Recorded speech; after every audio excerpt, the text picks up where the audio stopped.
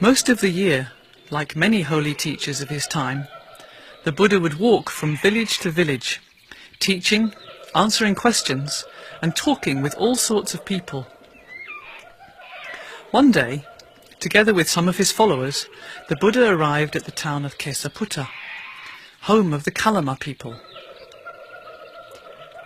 The news spread of the Buddha's arrival. "The Buddha is here! An enlightened one is here!" They had heard about this teacher, a man famous for great wisdom.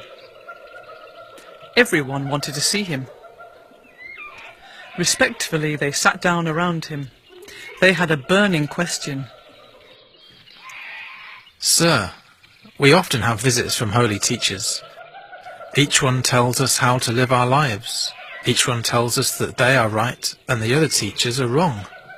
Some say, if you want to be happy, it's very important to burn the right kind of incense every evening. And other holy teachers come along with their ideas and say they are right and the other teachers are stupid.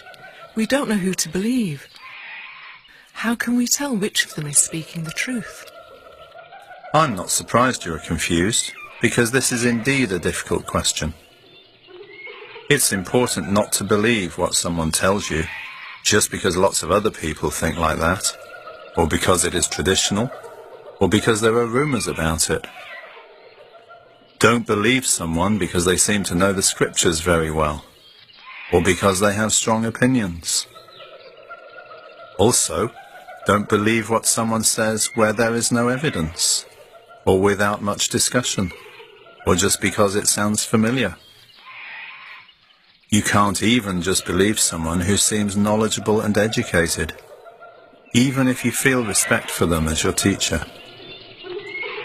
The only way to know whether someone is speaking the truth is to test their advice in your own experience. Then, if you feel really sure that a teaching is likely to cause harm or unhappiness, you should reject it. If following a teacher's advice makes you feel greedy or angry or full of hatred or confusion, is that helpful? No, certainly not. Ask yourself how things might turn out if you follow a particular piece of advice. For example, if you take things which aren't yours, are you likely to cause harm to yourself or others? If you speak untruthfully, or cloud your mind with drink or drugs, are you likely to cause harm to yourself or others? You can also think about someone more experienced than you, whose opinion you already respect. What would they think of this teaching? If you really think following a particular piece of advice would help you and others become happy, then go ahead, follow that advice. If you found that following a piece of advice helped you to avoid greed, hatred, and confusion, such a teaching would be helpful, wouldn't it? Yes, it certainly would.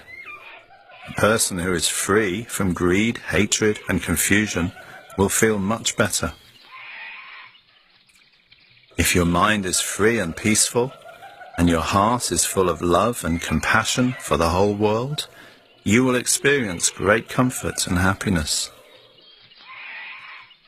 I have asked you to look to your own experience to decide whether something is worth following or not. But when it comes to the problem of what happens after death, it's not possible to do this, is it? There are so many views and opinions that how can we know in our own experience?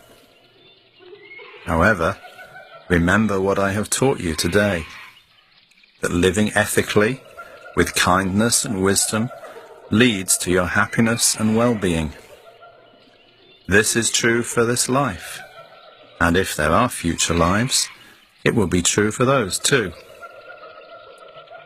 So, regardless of what you believe, the important thing is that you are trying to live with a clear mind and a kind heart, and that you consider the consequences of your actions for yourselves and others around you.